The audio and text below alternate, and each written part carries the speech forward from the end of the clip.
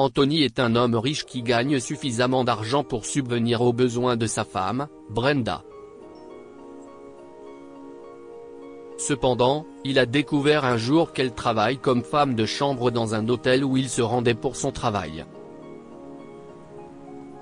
Lorsque Brenda s'est mariée avec Anthony, il n'avait qu'une seule condition pour elle, qu'elle arrête de travailler.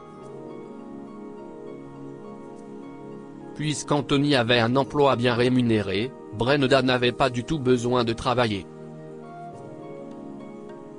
Au lieu de cela, il voulait qu'elle se concentre sur leur famille et la gestion de leur maison. Brenda n'avait rien contre. Elle avait de nombreux hobbies, et avoir le privilège de contrôler ce qu'elle faisait de son temps était quelque chose qu'elle appréciait réellement.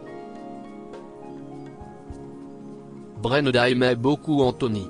Bien qu'elle sache qu'elle pourrait facilement faire des dépenses folles, elle n'utilisait l'argent qu'Anthony lui donnait que pour payer les factures, la nourriture et les travaux d'entretien de la maison.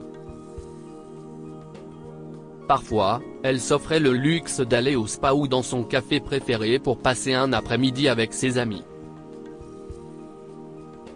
Cependant, après un certain temps, Brenda a commencé à faire des dépenses supplémentaires. Cette histoire a commencé alors qu'elle étudiait encore à l'université locale. Un jour, elle a rencontré un beau jeune homme qui est devenu son camarade pendant sa dernière année. Après s'être assis l'un à côté de l'autre en classe, ils sont tombés amoureux. Le camarade de groupe, qui s'appelait Jack, était un beau blond qui portait toujours une veste en cuir noir et des bottes noires assorties.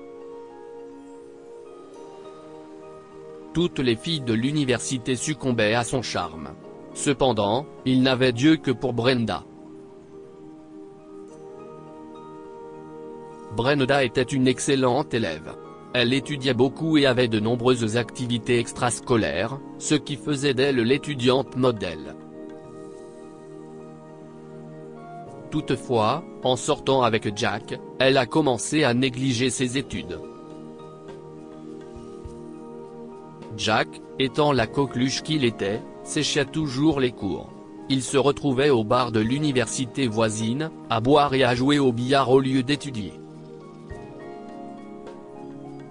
Il invitait Brenda à se joindre à lui, ce qui posait des problèmes sur ses notes. Elle a fini par échouer à ses examens et, comme les professeurs savaient à quel point elle pouvait être douée, ils lui ont demandé de reprendre ses cours et de redoubler sa dernière année d'études. Ironiquement, Jack a réussi ses examens. En effet, pendant que Brenda et lui faisaient la fête, il demandait aux filles qu'il aimait de faire ses devoirs et de lui envoyer les réponses à ses tests. Quand Jack a obtenu son diplôme, il a soudainement perdu tout intérêt pour Brenda. Elle a fait de son mieux pour le voir, mais il était toujours occupé à boire et à s'amuser avec d'autres filles. Finalement, Jack a tout simplement cessé de se montrer. C'est à cette époque que Brenda a découvert qu'elle était déjà enceinte de leur enfant. Effrayée, Brenda a couru demander conseil à sa meilleure amie Mila. « Qu'est-ce ce que je dois faire, Mila ?» a-t-elle demandé. « Je suis si jeune. Je ne suis pas prête à élever un bébé toute seule », a-t-elle crié. « Je suis désolée que tu doives traverser ça toute seule, Brenda. Sache que je serai avec toi à chaque étape que tu passeras », lui a assuré Mila. Il y a toujours l'option de l'adoption. Tu peux laisser ton bébé avoir une bonne chance dans la vie si tu le donnes à la bonne famille, a-t-elle suggéré. Brenda a vécu son dernier semestre d'études avec un bébé en pleine croissance dans le ventre. Lorsqu'elle a accouché, elle a décidé de donner son petit garçon à une amie de sa mère, qui n'avait pas d'enfant et qui souhaitait fonder une famille. Malheureusement, il a été difficile pour Brenda de vivre avec l'idée d'abandonner son enfant au fil des ans. Chaque jour, elle pensait à son fils et n'arrivait pas à se débarrasser de ces pensées persistantes dans sa tête. Lorsqu'elle a enfin retrouvé l'amour avec Anthony, Brenda a décidé de faire la paix avec son passé en rendant visite à son fils pour la première fois. Max avait alors 3 ans et, pour une raison quelconque, il a immédiatement reconnu sa mère.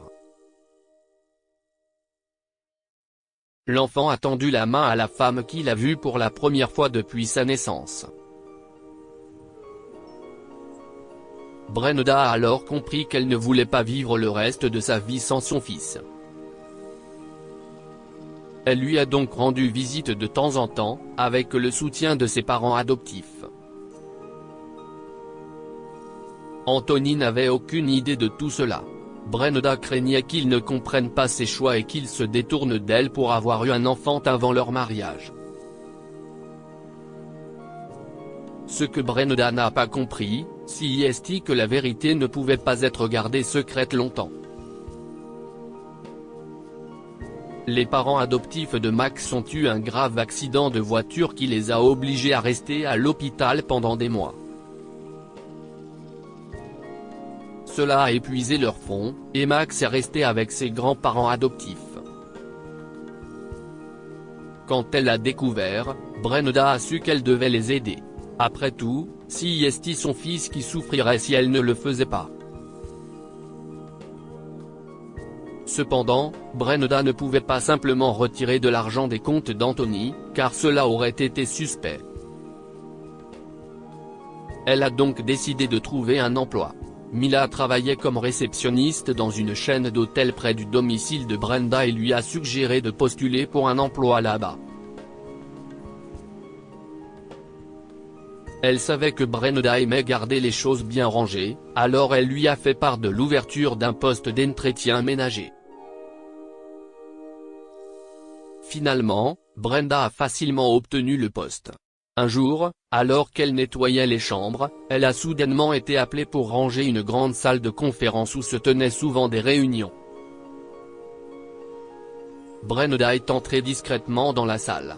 À l'intérieur, il y avait une grande réunion d'affaires avec son mari qui se présentait juste devant. Anthony l'a vue immédiatement et s'est mis à pâlir. « Oh mon Dieu Brenda !» a-t-il dit à voix basse pour que ses collègues ne l'entendent pas. « Qu'est-ce ce que vous disiez ?» a demandé un de ses patrons. « Je suis désolé, un instant s'il vous plaît », a-t-il dit en se dirigeant vers sa femme. « Qu'est ce que tu fais ici ? Pourquoi es-tu en uniforme et pourquoi travailles-tu ici ?»